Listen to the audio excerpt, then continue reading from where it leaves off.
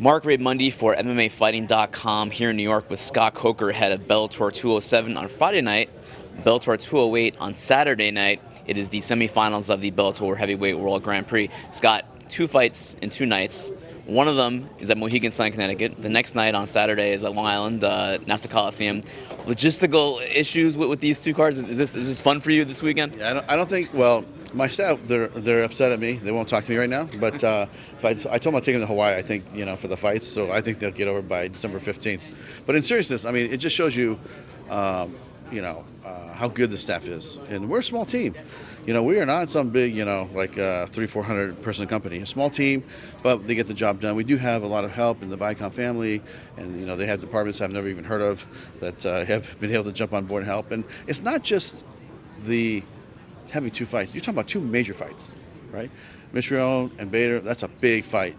Fedor and Chael, that's a big fight. So having 2 big tentpole events back to back in close proximity, but just far enough to where it's irritating is probably the way I'd explain it. About a 2-hour drive or so, give or take? I mean, I'm going to go to the weigh-ins tomorrow at 11:30, probably down there at 12:30, and then I think it's going to be, according to the thing, 2.5 hours to get to the Mohegan Sun. And then come back to the city after the fight's over, and then go to Long Island for the fights the next day. So, listen, it's something that I think we brought upon ourselves, or this is a decision I made to have this week, because the other alternative was to go to Chicago. That means everybody would jump on a plane on Saturday morning and have to fly to Chicago and have the fight in Chicago. So that was not a good option. So I'm glad it worked out like this, and I'm glad we could do it here on the East Coast. If somebody would have told you in 2014 when you started with Bellator that in 2018 you'd be promoting a fight between Fedor Emelianenko and Chael Sonnen, what would you have said at that time? I would say that's a tall order, man. And I'll tell you honestly, it's like, look, they had some really good staff in there. They had a big media company supporting him and willing to invest. Tell me, what do you want to do? What's the plan?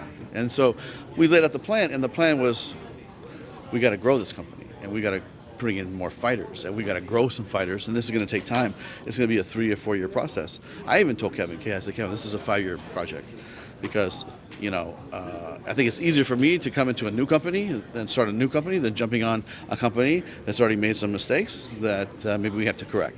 So I said it's a 5-year plan, and here we are 4 years later, and I think we're doing a good job. And the relationship with DAZN, the new sports streaming platform, is going to be a great relationship for us. And now I think we're about 180 countries around the world, and it's growing and growing, and this thing is it's doing very well. Of course, Chael Fedor is the Bellator 208 main event on Saturday. Friday is the aforementioned Bader versus Mitrione, also the semifinals of the Grand Prix. Have you guys figured out yet, as far as Bader, because he's the light heavyweight champion, this is the heavyweight tournament, if he goes through here, have you guys figured out that whole shuffle yet, how that's going to work between 205 and him at heavyweight? Yeah, if he wins, of course he'll be in the heavyweight finals, and then he'll have a choice. After the finals, whether he wins or loses, he'll have a choice to make, and that's going to be up to him. I think he's gained some weight, lean muscle mass, he said, to come up and fight the big boys. But he's a big guy. He had to cut way down to make it to 205. So, at the end of the day, it's up to the athlete, and we'll support whatever he wants to do. You mentioned a little bit at the press conference that just ended here about the brawl that happened with Khabib and McGregor at UFC 229 on Saturday. Earlier this morning, Khabib Nurmagomedov put out a tweet saying if the UFC releases his teammate Zubaira Tukhugov, that he wants to be released himself. He wants to quit. Right. Bellator is in that mix for people leaving the UFC and has been now for a couple of years. Mm-hmm. Would you be interested in Khabib Nurmagomedov if he became a free agent? I'll tell you what I can say is he is still under contract with the UFC. They're not going to just let him go.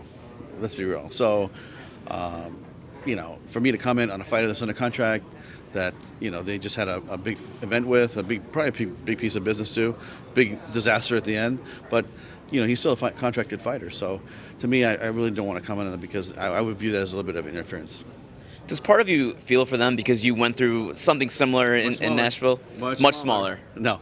I didn't mean to interrupt you, but when I heard what happened, I started getting my phone and I started, it gave me flashbacks, and it didn't make me feel good, because that's not why we're in the sport.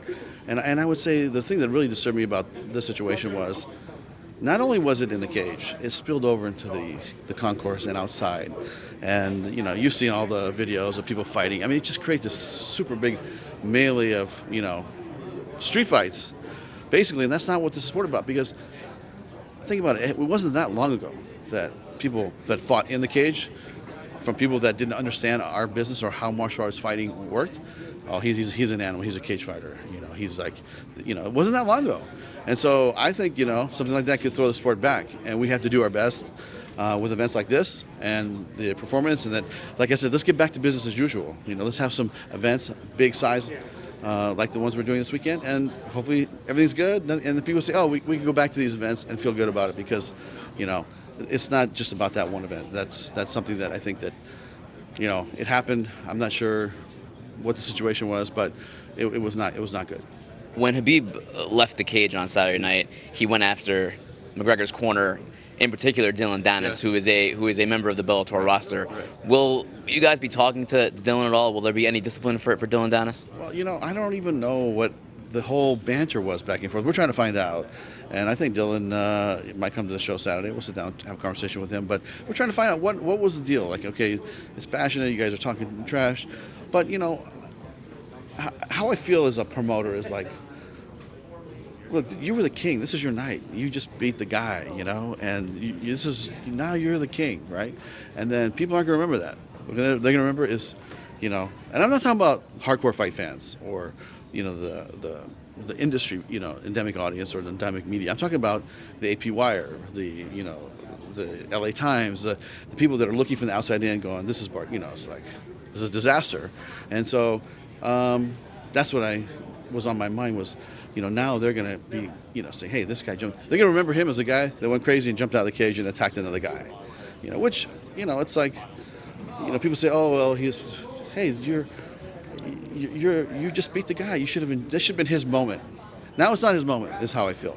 Now it's like this whole outside curricular activity became the moment. DAZN, your broadcast partner, put out a full-page ad in the New York Post yesterday saying, I believe the terminology was, here for the fights, not for the circus.